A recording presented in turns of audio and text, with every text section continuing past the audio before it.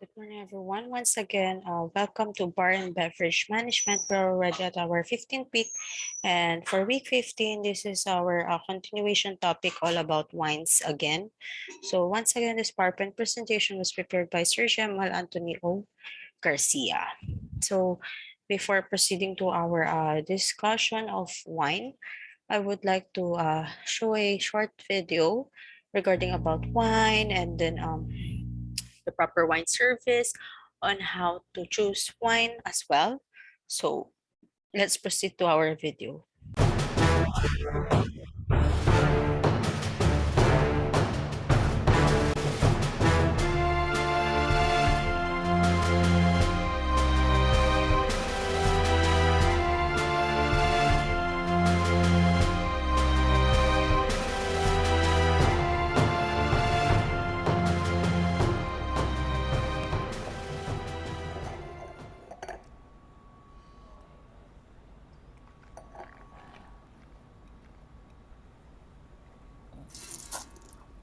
Oh, hello. Welcome to Wine School. Today we're going to be talking about the basics of wine and sort of how one wine is different from another and how wine happens in general. We can essentially break wine flavor down into 6 different dimensions. The first one is acidity. Acidity is one of the reasons why we drink wine with food. It's the tart, refreshing aspect of wine. It helps to cut fats and then readies our palate for the next bite. Next, we have sweetness, or lack thereof. A wine that isn't sweet at all we'll call dry. And dryness can be accentuated by high acidity. It can also be accentuated by a lot of tannin. Tannin is another component of wine flavor, and it is usually only perceptible in red wines. Tannin is a woody component that exists in grape skins and stems and seeds. And if you need a reference point, it's kind of like if you can imagine the skin on a peanut.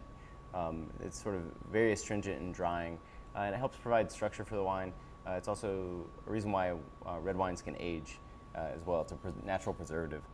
Next, we have fruitiness, and fruitiness is simply a measure of how intense the fruit flavors are in a wine. This is usually a function of ripeness, and you can imagine a very ripe wine being sort of like a very ripe banana, having very rich, intense fruit flavors, as opposed to a less ripe wine being more like say a green banana, which is a little bit more tart and less rich. The next component of wine flavor is kind of abstract one. It's non-fruit flavors.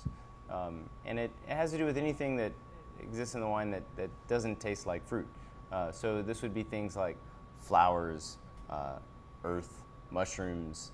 It could even be things that have to do with the technical aspects of the wine. So for instance, oak aging. So if we have vanilla, coconut, brown baking spices, these sorts of things have to do with aging the wine in oak. And these are all non-fruit flavors that we associate with wine. And last we have alcohol. And alcohol is obviously the reason why we have fun when we drink wine. But alcohol also serves to lift the aromatics of the wine up into our nose. So as the alcohol evaporates, it brings some of the fruit and non-fruit aromas that we've already been talking about up into the air and allows us to smell the wine. If the wine has too much alcohol, then it will smell hot, or it will burn in your nose. If you drink it, it might also burn in the throat. And this is generally a wine that has too much alcohol, and we would call that out of balance. In general, when we talk about balance, we mean a wine that any one of these 6 flavor dimensions doesn't seem to stick out too much. And this is a very important matter when assessing the quality of a wine. A wine that's of good quality we usually call in balance. So tell me, why does one wine taste different than the other? Huh! Bet you can't answer that one. That's a great question. There are basically 4 different contributing factors for why one wine would taste different from another one. The first one is the character of the grape or grapes used in the wine. The second one has to do with the character of the place where those grape varieties are grown. The third has to do with the character of the vintage. So in other words, basically what the weather was like that year. And then the fourth has to do with the winemaker's style. We can think about the first 3 things as the raw material that the winemaker has to work with. The fourth is the style of the winemaker. And this is basically the whole sum of the technical choices that the winemaker makes along the way.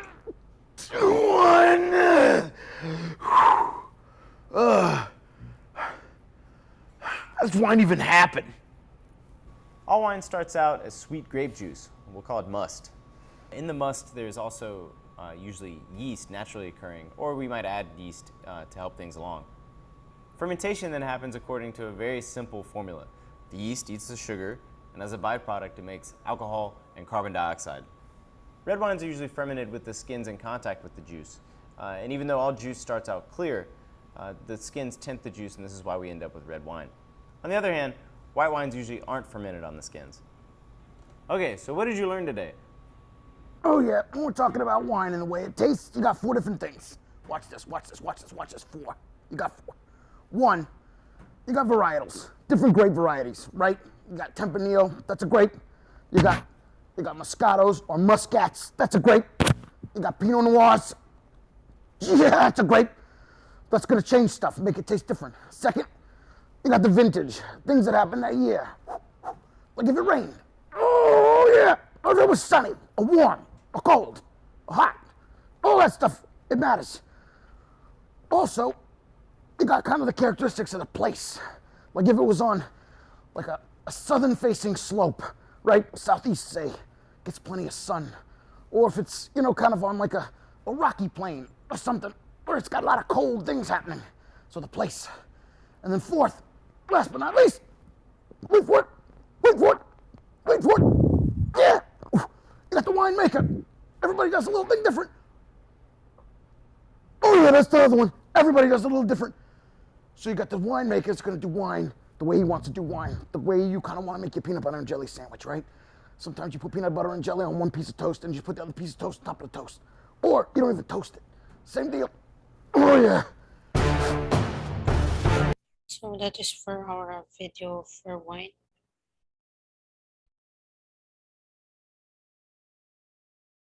So week 15 we have here. If you are not confident or comfortable selecting the wines, ask the sommelier or waiter for suggestions. It is helpful to give them an idea of wines or wine types that you have enjoyed in the past, as well as a rough price range you want to spend. It is also common for a host to defer the wine selection to another member of the party who has more experience. So just tell the sommelier or waiter that the individual will be making wine decisions. The next one is selecting wine. So for selecting the wine, if you are having just one wine with your meal, it is a good idea to match it with a main course of those at your table. If you or your guests will having diverse foods, consider ordering a white wine to start the meal that will pair with the lighter main course selections, and a fuller wine to match the other main course selection. Have the first wine poured lightly for everyone to start the meal. As the main course arrives, let those with the lighter foods continue with the first wine, and let those with fuller flavor dishes move to the second wine. For ordering wine, so once you have selected a wine or wines to order, it's a simple task to order. You may tell the waiter the name of the wine you want. Be sure to include the vintage, or you can tell them the bin number of the wine using the bin number. Is especially convenient if you are not sure about the pronunciation of the wine. A bin number identifies where in the restaurant storage area the wine is located. If bin numbers are not used on the list, you can point to the wine on the list to identify your selection. If you are not sure how the name of the wine is pronounced, point to it and ask the waiter to say it for you. That way, you'll know the pronunciation for the next time as well. So as to have the wine brought to the table as soon as possible. So kung mag-order man kayo ng wine, mahihiyang magtanong, especially dun sa pronunciation or tamang pag-pronounce ng pangalan ng wine. Para next time na nag-order kayo, may idea na kayo kung paano siya i-pronounce. And alam nyo na yung pangalan ng in-order nyo. So don't be shy. It is better to ask, and it is better for you to be knowledgeable enough in ordering wine. So next one is verifying the selection. So because some of wine names are so similar and because wines of different vintages can vary in quality and value, it is traditional for the sommelier or waiter to bring the bottle to the wine host. So kailangan dadalhin ni waiter or ni sommelier ang bote. So this provides an opportunity to verify that the bottle is indeed the wine that was wanted before the cork is removed. So yung sa lesson natin ng week 14, nakita nyo, pinapakita nila yung wine itself, the bottle itself, they are presenting it, and then sa harap nila nire-remove ang cork, and then they also present the cork to the host. So this provides an opportunity to verify that the bottle is indeed the wine that was wanted before the cork is removed, and look at the winery name, the variety or the type, and the vintage of the wine as well. If everything matches up, nod or indicate to the waiter that it is correct. Another one, so we have here, if there is an error, let the waiter know before the bottle is open. The most common error will be the appearance of incorrect vintage or wines of the correct variety but from the wrong winery. These are usually just innocent errors caused by mistakes in communication or vintage changes that were not updated on the wine list. Especially with more expensive bottles, the value of one vintage versus another can be extreme. So be sure you are brought what is listed or make another wine selection. So for dealing with the cork, so once the wine has already been presented to the table, of course, na-inspect mo na rin. So, and you decided for the wine to be opened up, so how to deal with the cork? So once the bottle has been approved, the waiter will remove the cork with a corkscrew. It is acceptable for the bottle to be placed on your table for stability, or a more accomplished waiter may hold the bottle in the air. In either instance, the waiter is usually standing to the right of the wine host. Once the cork is removed, it will be placed next to the wine host for inspection. There are very few things you can tell from inspecting the cork that will not be evident from smelling and tasting the wine, but the cork can give you clues of potential problems with the wine. There is no need to smell the cork. There is nothing you can smell that you will not smell when it is time to taste the wine. You may also get misled with moldy or musty aromas from the outside end of the cork. So, present lang yung cork, pero hindi mo na siya kailangan pang amuyin. So, yun lang yung silbi ng pag-inspect ng cork. Another one that we have here is very common for a little mold to develop on a cork just under the capsule. It does not affect the wine in the bottle, and smelling the cork will mark you as a rookie. So pag napansin nilang inaamoy mo yung cork, so you are just a beginner in wine tasting or ordering in wine. So iwasan natin yon. Look for the name of the winery on the cork. Yun ang dapat mong gawin. Nearly every winery of quality has their name branded on the cork to keep from having their labels applied to less expensive wines and sold as counterfeits. If the name on the cork does not match the name on the label of an expensive wine, be suspicious. With high quality and high price wines, the vintage is also often branded on the cork. If there is no vintage on the cork, don't worry. But if there is a vintage on the cork that does not match the vintage on the label, so dun ka na maging suspicious. Another one is bottled wines are stored in winery cellars without labels until the wine is prepared for shipment, because a wine going on the US will have different label requirements than a wine going to Belgium, so mistakes in labeling can rarely occur. Finally, look to see if there is a stain that runs the entire length of the cork on one side, especially visible with red wines. This can indicate that the seal of the cork was faulty and that wine was able to leak out and air was able to leak in. It could also indicate that the wine was stored at too high a temperature or stood upright for too long at some point in its life. This will not tell you that the wine is bad or good, but it should raise a red flag for you to inspect the wine more closely when you taste.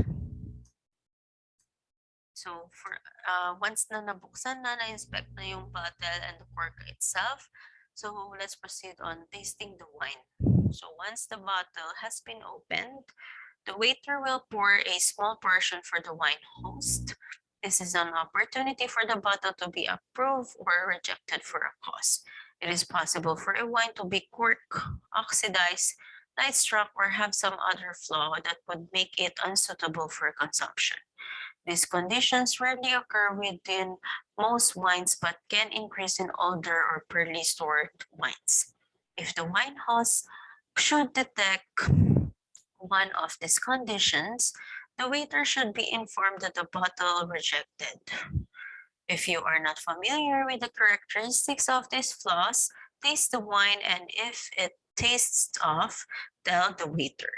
This is not an opportunity to send a bottle back just because you ordered badly or find you just don't care for the taste. If a bottle is rejected, it will be removed and either replaced with another bottle of the same wine, or a different wine could be suggested by the waiter as well. So in great majority of cases, the wine will be perfect, and that should be communicated to the waiter as well. Depending on the wine and the point in the meal, the wine will should be poured, decanted, and placed on the table or set in an ice bucket. So wines that are old and likely to have sediment should be decanted by the waiter or sommelier. Wines that are not fully mature or are close will benefit from exposure to oxygen. This is known as letting a wine breathe and can be accomplished by decanting the wine or by pouring it in the glasses of the guests, with the understanding that it is poured early and should not be consumed until later in the meal. For instance, a big red wine that is scheduled to accompany the main course might be opened and poured during the appetizer or soup course while guests are enjoying a white wine with the early courses. If a wine needs to breathe, it should be removed from its bottle. Just pulling the cork and placing the bottle on the table does not allow enough contact with the air to have much effect. Wines that are ready to serve but are for use later in the meal may be placed on the table or in an ice bucket, depending on the preferred serving temperature.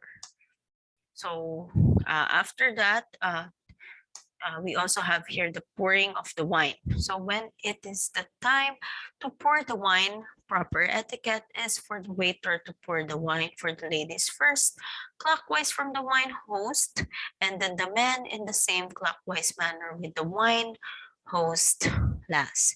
An exception is that a guest of honor should be poured before other guests regardless of gender. In a banquet setting, 8 or more guests at the table, usually, the waiter may pour around the table clockwise from the wine host to all guests regardless of gender. And if the number of guests is greater than 5 or 6, the waiter may suggest to the host that another bottle is in order. Whatever the decision of the host, the waiter should ensure that all guests receive a nearly equal amount, even if it means that guests receive less than a normal pour. Only a very poor waiter will run out of wine before making it around the table. So, take note of that. Pag nasa bangkete ang setting, kailangan sa isang table lahat magkaroon ng wine. Hindi pwedeng mawala ng isa, hindi pwedeng kulangin ng isa, or kulangin ng dalawa. Kailangan pantay-pantay. So reordering wine at several points in the meal that the sommelier or waiter should check with the host to see if additional wine is needed. This can either be more of the same wine or perhaps a different wine for comparison or for another course in the meal. If more wine is ordered, the routine of ordering, verifying the selection, dealing with the cork and tasting the wine will be repeated as it was with the first wine. If you reorder the same wine, same selection and vintage, it would be appropriate for the next bottle to be poured in the same glasses that the guests are currently using. But it is necessary for the wine host to be brought a new glass for the evaluation, the tasting. The most important time to consider a reorder of the primary wine for the night is just before the main course is served. If the bottle is empty and the glasses are low, another bottle may be in order. To be aware of the waiter that wants to keep filling the glasses of those who have obviously stopped drinking or who already have enough wine to complete the meal. The goal is to possibly force the purchase of an additional bottle in order to meet the needs of the guests who are consuming the wine in greater quantity. Fortunately, this type of waiter is rare and especially so in restaurants where you are known. Some restaurants that do not want to actually tell their customers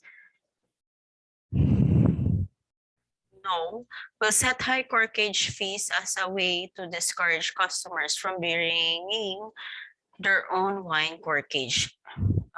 And corkage is usually allowed when a customer has a special bottle or two that is not available on the wine list. It is not allowed as a way to dodge buying wines from the wine list. So bringing your own bottle of a wine that is available on the list or bringing everyday bottles is unacceptable.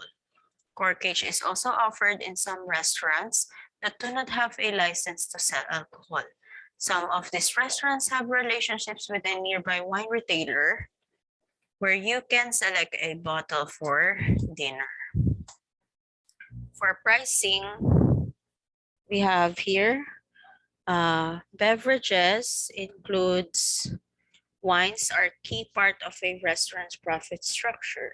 Some people are surprised, even shocked and upset when they see wine prices, both glass and bottle, that are much higher than they pay at retail. But these same people don't stop to compare the cost of coffee, coke, or food and the comparative price for those items at retail.